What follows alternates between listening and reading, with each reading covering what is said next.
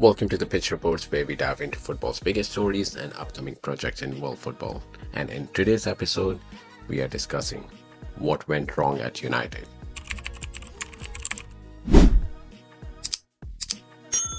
Spoiler alert, everything. Now look, I have got my preferences in world football. I have laughed at United and I have cried at United, mostly from second-hand embarrassment.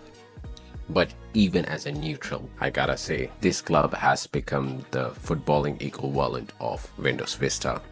Looks absolutely promising, completely crashed on the delivery. Let's rewind. First, we had Glazers still hanging on like that one piece of chewing gum on your shoe. Then, the ownership saga. Sir Jim Ratcliffe versus Sheikh Jassim.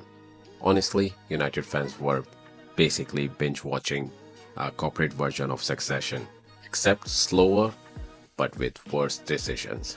So now, Sir Jim Ratcliffe has finally entered the scene. 25% ownership, but trying to run the show like he's the Gordon Ramsay in the wrong kitchen.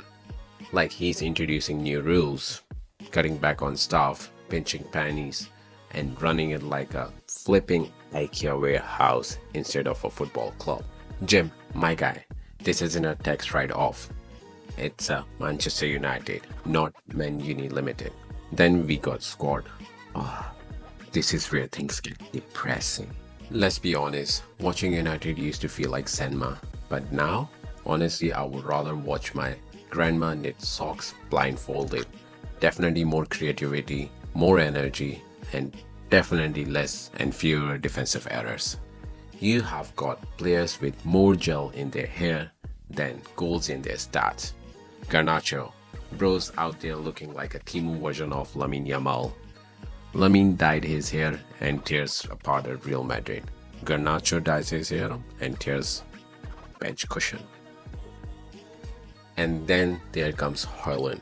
They paid £72 million for a guy who scored fewer goals than I've had microwave meals this month. I mean, I'm not saying he's bad. I'm just saying he's the Danish Andy Carroll with a better PR. And let's not forget, Harry Maguire. They paid £80 million for a guy who moves like he's buffering in real life.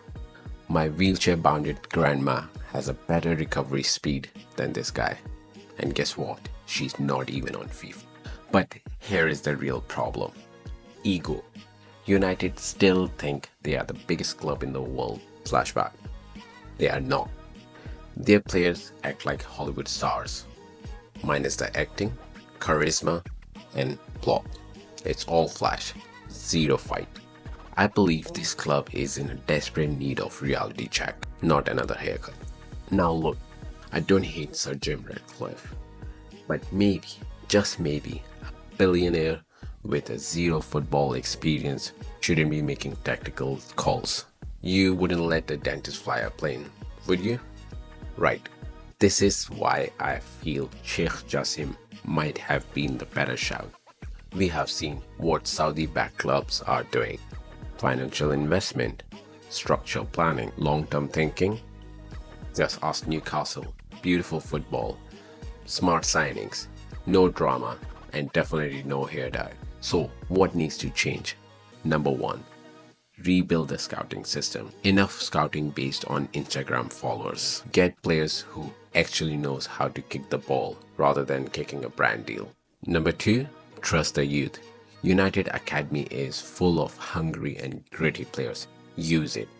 Create an internal competition. Let Garnacho fight for his Instagram followers and his spot in starting 11. Number three, let Ruben Amorim take the reign. Let the man take the charge. Look, I don't think Ruben Amorim is a bad manager, but extremely unlucky to be working with the players who wouldn't even make a waterboy team at Manchester City. Give the guy control, let him build the system, and let Sir Jim Ratcliffe handle this business side. Balance sheets, not team sheets. So the big question, will United rise again? Honestly, right now they look more like the FC mid-table than top 6 contenders. But who knows, miracle happens. Maybe in 2025-2026 season, they will stop playing like 2015 FC Burnley in disguise. So, what do you think is United's biggest problem? Let me know your thoughts in the comment. Don't forget to subscribe and hit that bell button so you don't miss out on next deep dive into football stories, tactical drama, and yes, occasionally my granny's opinion on football.